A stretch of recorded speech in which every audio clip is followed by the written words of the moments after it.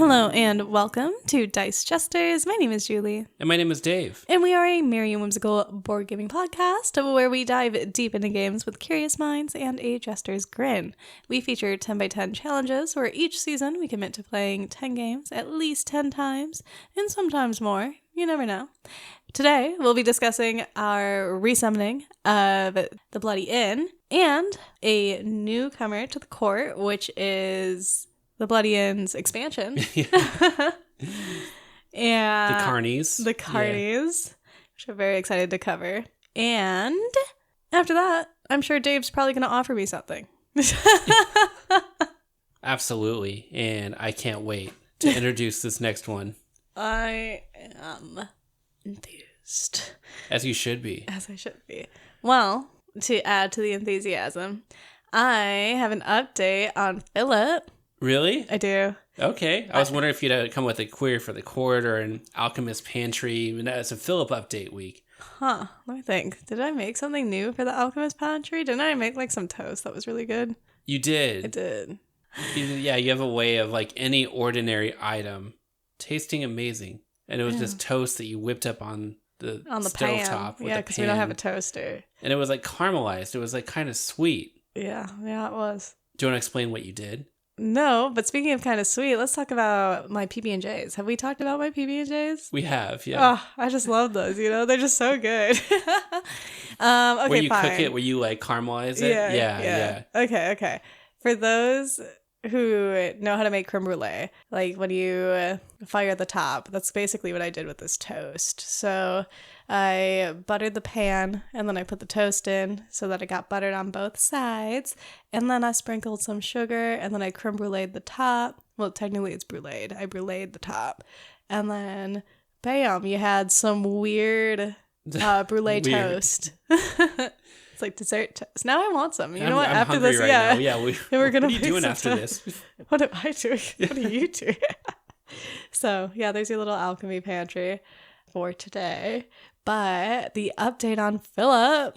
The world is awaiting this anxiously. I love that you say the world. It's a little ambitious.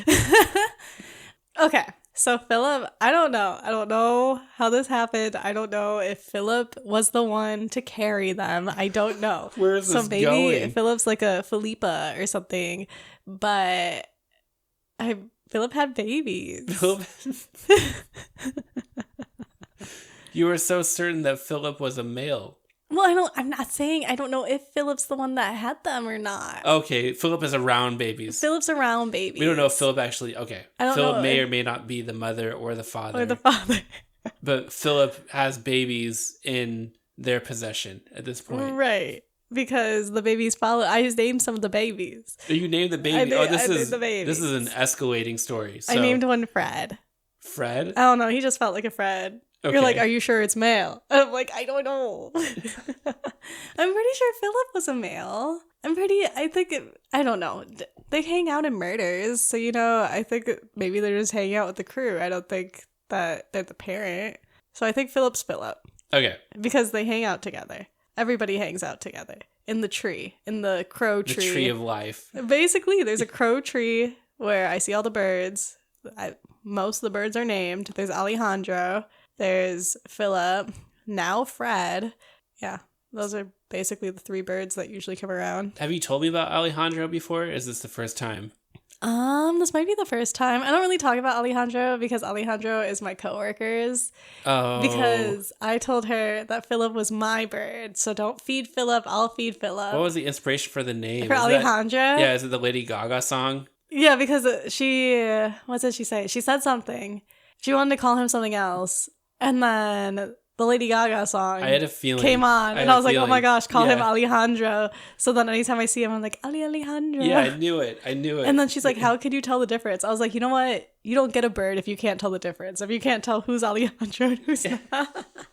Well, we were walking the other day and you saw a crow and you were like, this crow looks like Phillip. I'm like, how do you possibly distinguish and know the characteristics of a crow? Yes. I said this crow looks like Phillip, but I'd be more than willing to replace Phillip with this crow because this crow looks like it's ready to approach me. It looks like people fed it so that it Oh, was it's expecting food. comfortable Yeah. coming up. So That's kind of scary. It's like a squirrel that gets a little bit too close. No, I no, love watching squirrels. squirrels. That one squirrel was ready to take me out the other day. The one in the tree? Yeah, the one in the tree. He kept approaching closer, and every time I turned around, he was scurried away. It kind of freaks me out. Like, I love squirrels. I love watching them. And even feeding them if they would give me a chance. But, if I have like seeds or something in my hand and I go to like motion, oh, you can come over. And then it actually comes over. Like, that's a little bit too close for my comfort. I'm like, are you carrying rabies? Like, do I need a special shot for this interaction? This is like when I find cats. Like when Lucy comes out, I'm like, Lucy! And then Lucy runs up, and then we come home, and Lupin's like, huh. I feel like when we go on our evening walks now, animals just flock to us. We have the hawks. Are they hawks or falcons? I don't know the difference. No, they're falcons. They're falcons. Yeah, the ones you look at are falcons. Yeah, they encircle around. I feel like they're protecting us as we go on these nature walks. What? We saw a praying mantis the other day. Yes, we saw 3 bunnies. No, we saw four bunnies. 4 bunnies. We've seen a beaver. We've seen a beaver take down a tree. Deer. We see deer. Yeah, we see many cats. Caterpillars. I have named all the cats. I didn't name Lucy. Lucy. There's Moo, there's Lucy, and then there's I named it Milo. Milo. Because I'm pretty sure it was Milo. It like told me it wanted to be called Milo. That's interesting. A lot to unpack. Well, okay, so back in the day when I had a beta fish, right? I was at the fish store. We'll circle back to Phillip momentarily. Yeah. But we were at the fish store and I was ready to exit. Then I turned around and I said, no, there's a fish that's calling me. And the person I was with was like, what are you talking about? I was like, shh. And then I went to the wall of fish and I stared at it. And then I was like, this one. And the person was like, there's other blue ones. The way you just grabbed that one and said this one is a bit weird. And I was like, no, this one wants to come home with me. And they're like, okay. So then I bought everything to bring it home. I bring it home. As I'm in the car, because I didn't drive, I was passenger princess. I wasn't a passenger princess back then. I'm still not a passenger princess. When do I get to be passenger? Anywho. Yeah, you drive a lot. I'm usually the passenger. That's funny. You're the passenger prince. I love that. You open the door for me sometimes, too. Very nice. I just want to treat you special, So then I turned around, grabbed it as I was heading home. I looked and I asked what the fish wanted to be called. I was like looking at the fish. I was like, hey, what do you want to be called, little fishy? And it was like, Haku. And I was like, you like Haku? And it did like a little spin. Oh my God. What? Why are you rubbing your face? Because I know all of this is true. It is true. We can't ask the person I was riding with because I'm sure that person just doesn't exist in this reality. That's not in this state. But, okay, so I was like, Haku. It did a little spin, and I was like, Haku. And it was like, yay.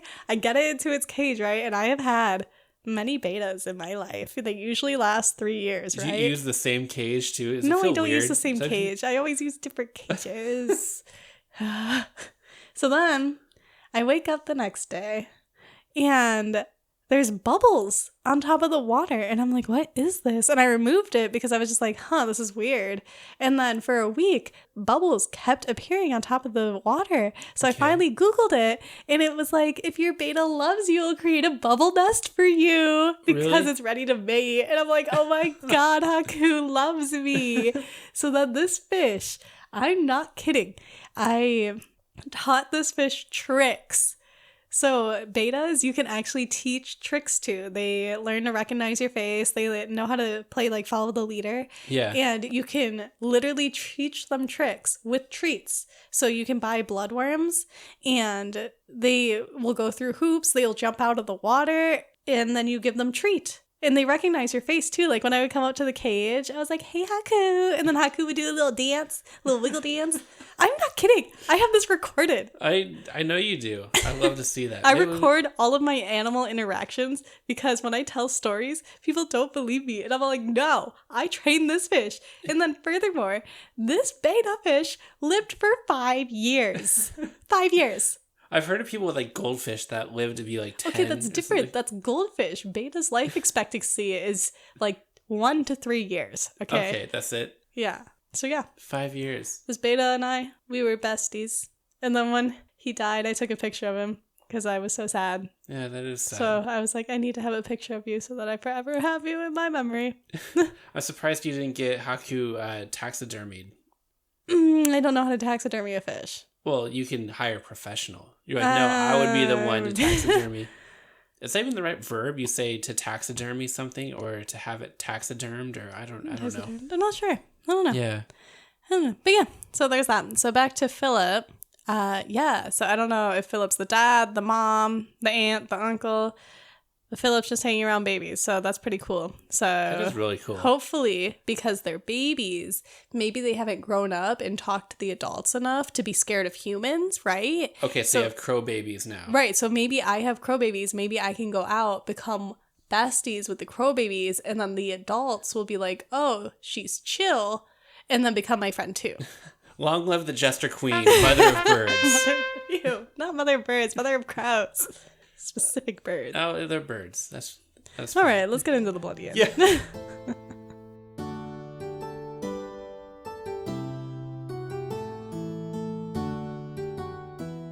So, the resummoning. Yes. This week is the bloody end.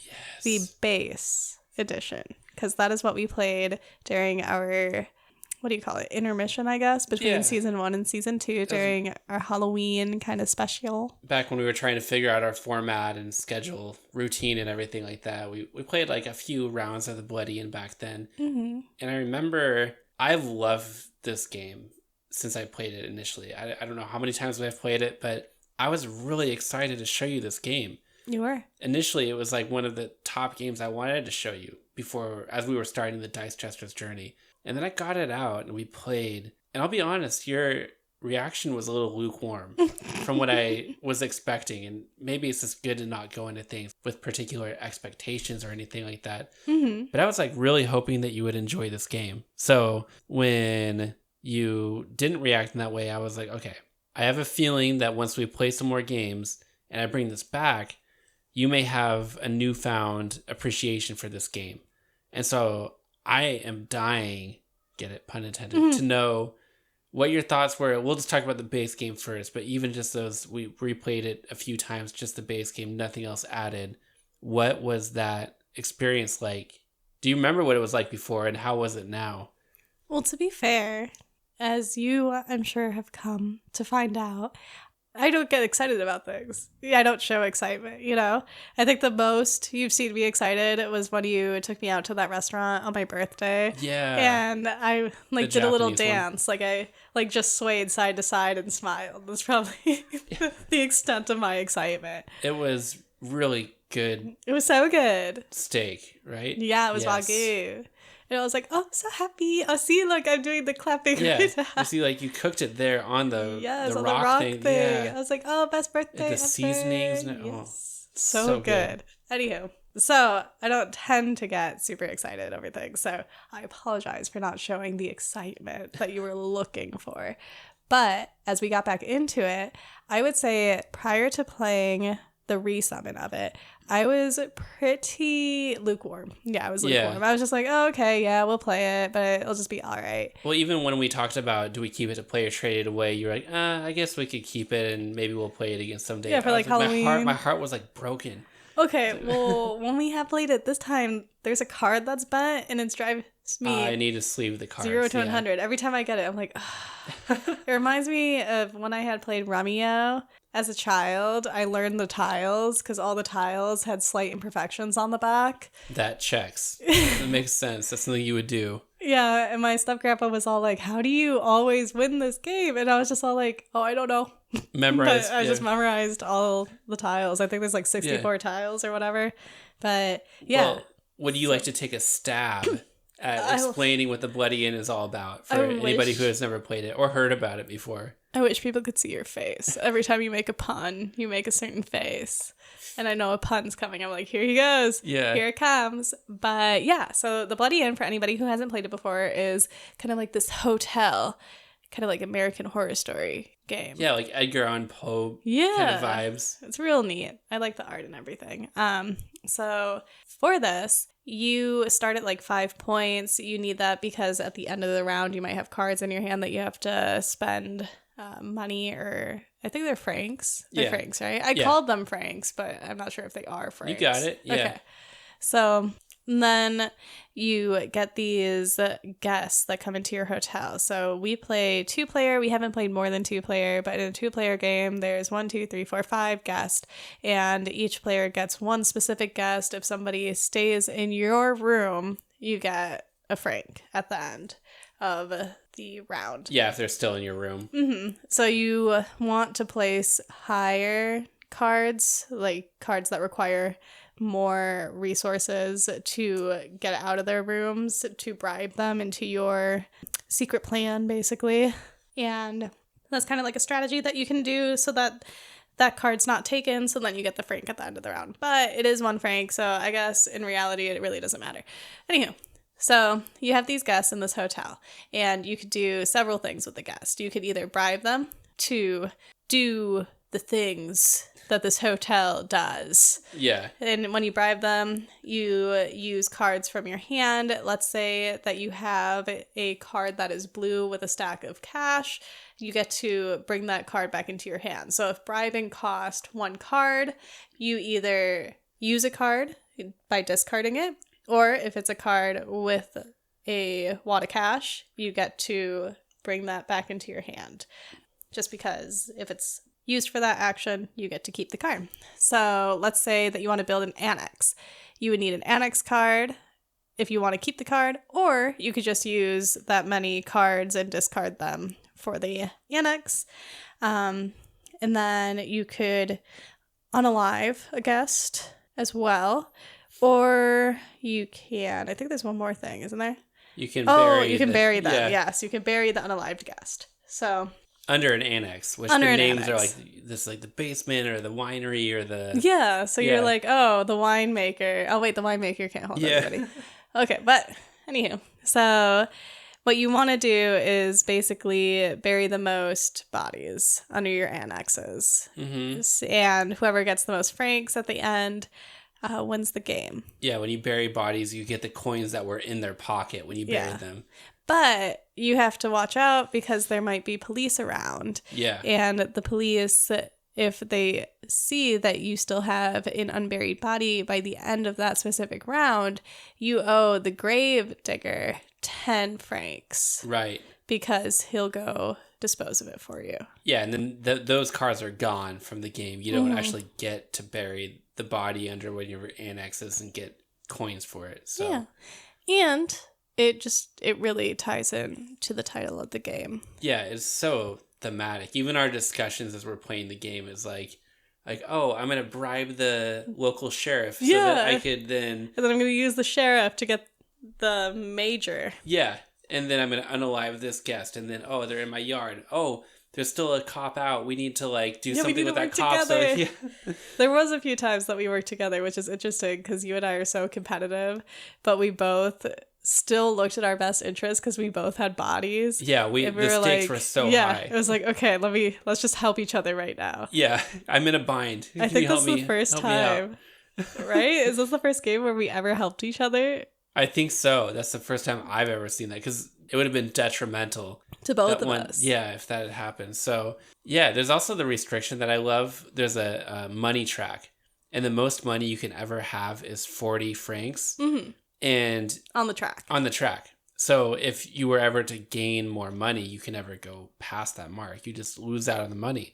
However, as a different type of action, you can just pass and launder money. Mm-hmm. So that's when you can exchange money on the track for checks that go in front of you. So then that creates more space so you can move up the track. So I just thought that was a really cool and interesting restriction. The only other game I can think of that has restrictions in terms of how you have the ability to actually earn points is in Aquasphere. Do you remember you needed crystals in order to move past those certain marks on the point track in order to continue making points? And if you didn't have crystals, you couldn't keep moving up. It kind of reminded me of that a little bit. Okay, I see that. Yeah, that would be the best explanation because I can't think of any other ones. I would say, to answer your question that you asked, and then I didn't answer, that yes, this game for me has changed, and I enjoy playing it, especially this time around, because this time around, I didn't realize how restrictive the game is. It's so restrictive. It's very restrictive. You get 2 turns in a round, And your turns can consist of bribing, building an annex, unaliving somebody, burying them, or picking up peasants. Yeah, or just passing and laundering money. Or passing and laundering. So that's like 5 different things you could do.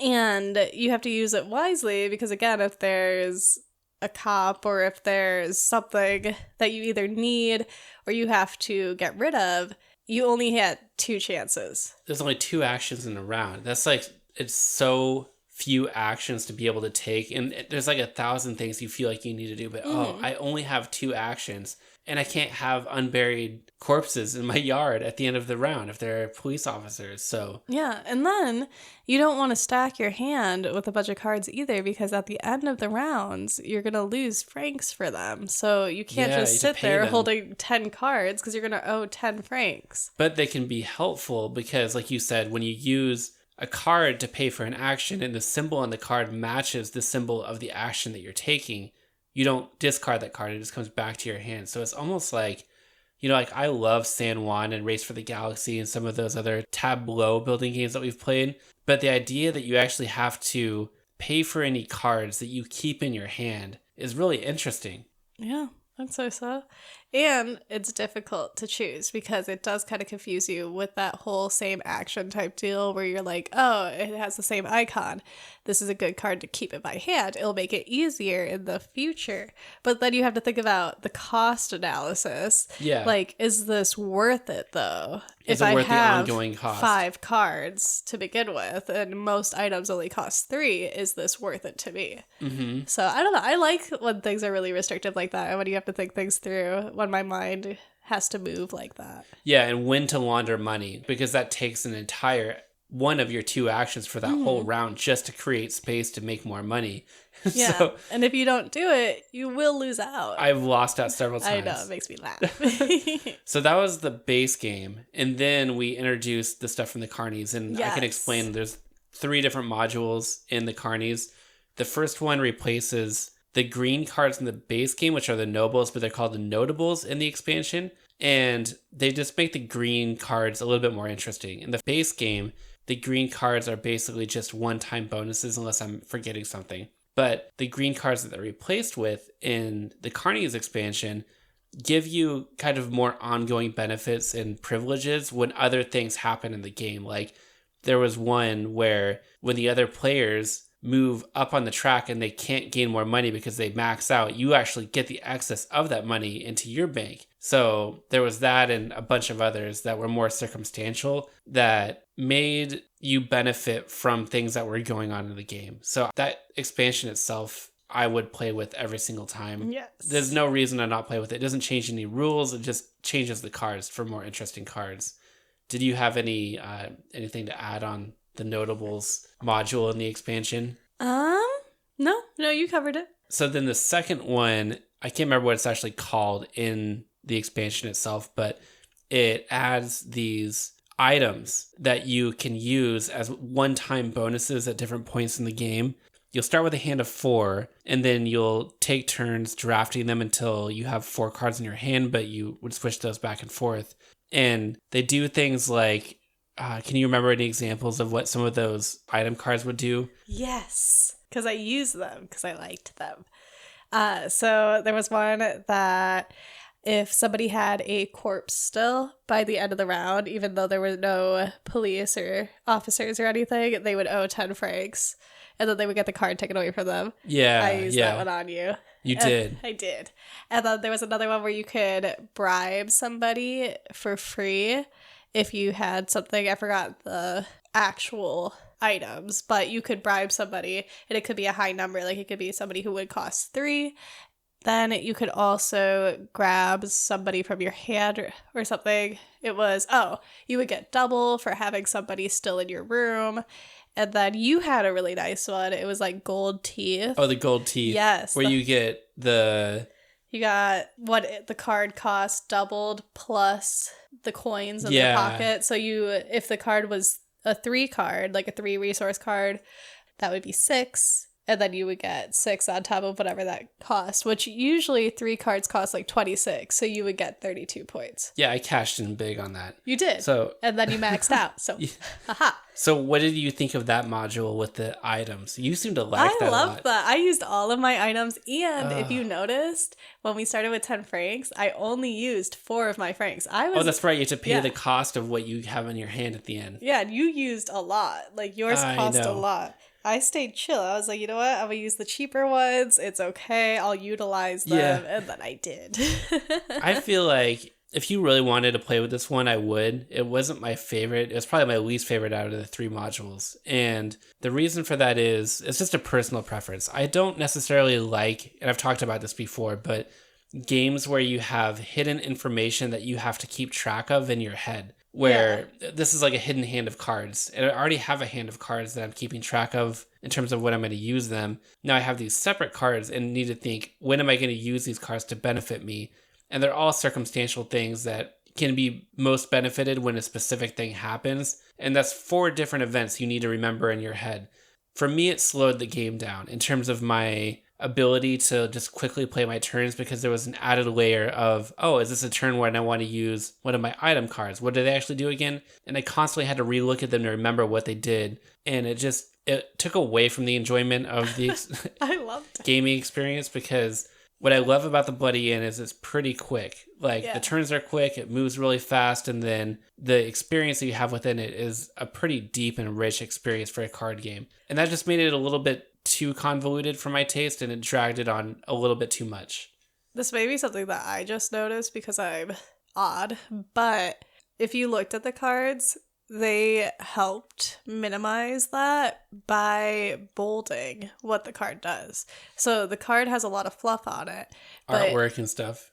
Yeah, but lots of words too that it isn't technically necessary, but it's bolded on what it does. So it'll be like, bid for a guest will be bolded, and you're like, oh, okay, I have a card that helps me bid for a guest.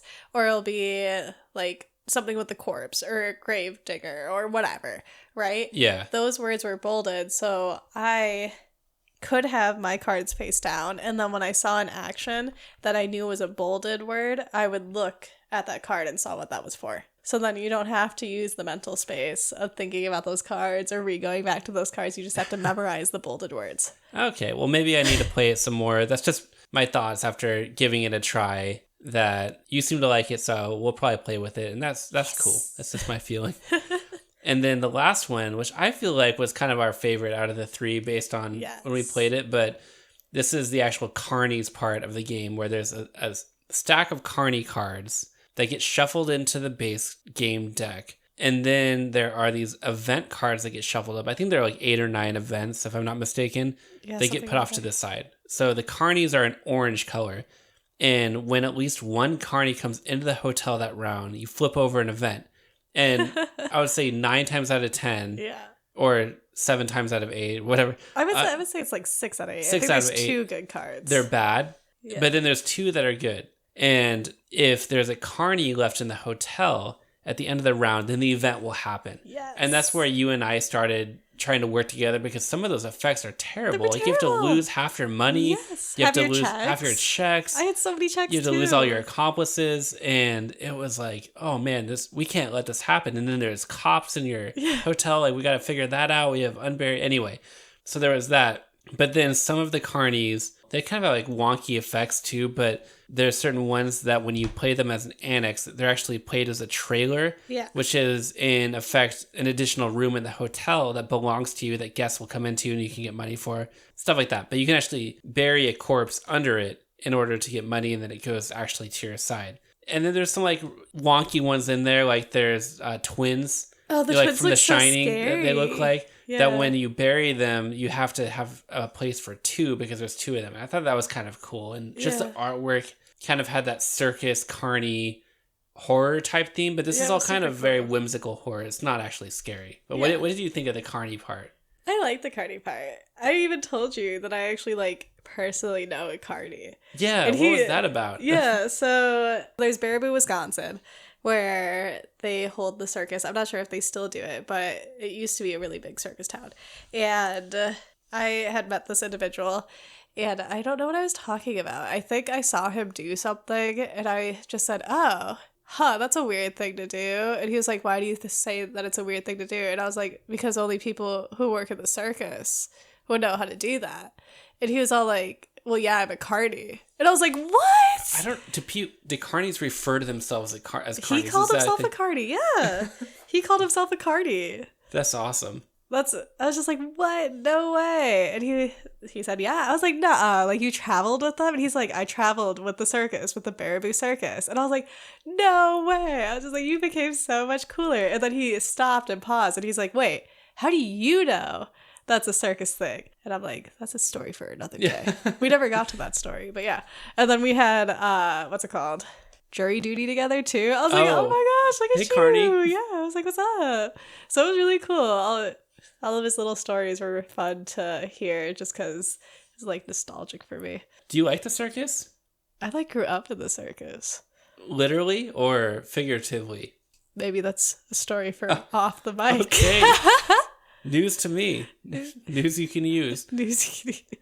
But the Carney expansion I really loved, and especially when those events came out, that was honestly, those were some of the funnest rounds trying to figure out what we were going to do with those events. Yes, and that's when we sometimes work together. Yeah, there was a point where I was like, this is too much. Like, I don't like this expansion being in it because it just makes it too difficult or it creates too many challenges. And I'm like, no, that's great. This is another restriction. And we like restrictive games, it seems like. Yeah. And it was a restriction that forced us to work as a team, which I really appreciate. I'm just like, okay, restriction. I see you. That was and when we pulled it off, that was awesome. Because there was one round where I didn't think we could pull it off. No, like, and I helped you. This massive like, you could debt. do this. And then you're like, oh, if you have that card, you could play that. Because I had the card with the bribey guest icon. You'll get it back into your hand, and then you'll have that for the next thing. And then you can recruit this Carney over here. Yes. Then we're good. Yeah. We're good. And I was like, then I could get the deputy the cop. or whatever Yeah, because the cop I had was. an unburied corpse in my yard. That was the problem. And then you took care of that. But I needed you to get rid of the Carney because I didn't want to give half my checks. See, and so we worked together. Thing I just love about this game is it probably has the most hilarious banter between us. When you if you were a fly on the wall or you just walked into the room and heard us talking about this game, you'd be like, what on earth are they playing? They're talking about burying bodies. They're talking about bribing the deputy. All this stuff was just, this game was made for that comical horror type vibe. And I love that so much. Yeah, I like it. So whimsical. Because I was thinking about that too. When we had our screen door open, I was just like, I wonder if our neighbors are just wondering if we're watching the first 48 or I don't know, Criminal Minds or something, or if we're literally plotting up here. So I don't know. It's a fun experience. So yes, it's a keep it on the shelf. Yeah. Shelf on the elf. I don't know what you say at the end. I only remember. So I think what you're trying to say, so it's been a year. Yes. Since we played this game. We have played, it technically hasn't been through a 10x10 challenge, but now we have played it more than 10 times. So I would say if you're willing and comfortable, that this would be up for promotion to the Shelf of Jester Cheer. Huzzah. Is this a contender? Yeah. Bless the shelf. Oh, God. So excited. I see that. I'm happy. I do need to sleeve the cards, though, because there are a couple bent cards, and I don't know. But I highly recommend and love this game. So that was the Bloody End with the Carnies expansion. It was a bloody good time. Yes. There you go. I had a pun.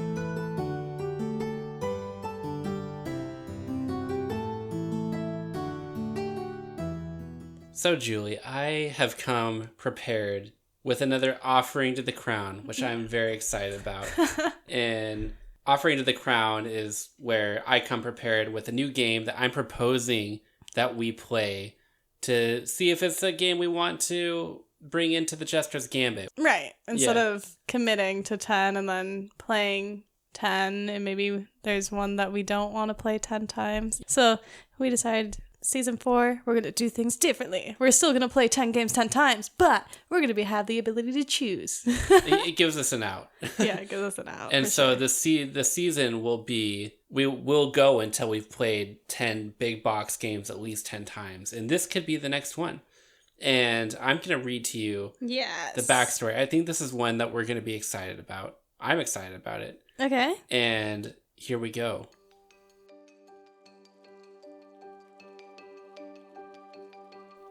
You are an amateur dracologist in the world of this game, a place where dragons of all shapes, sizes, and colors roam the skies.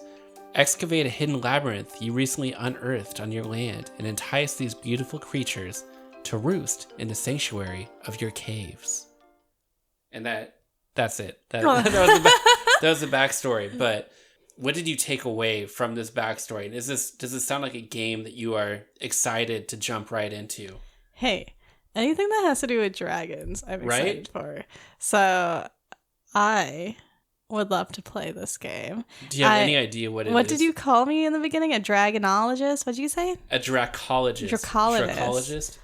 Add that to my resume, right? Yeah, dracologist. Dracologist.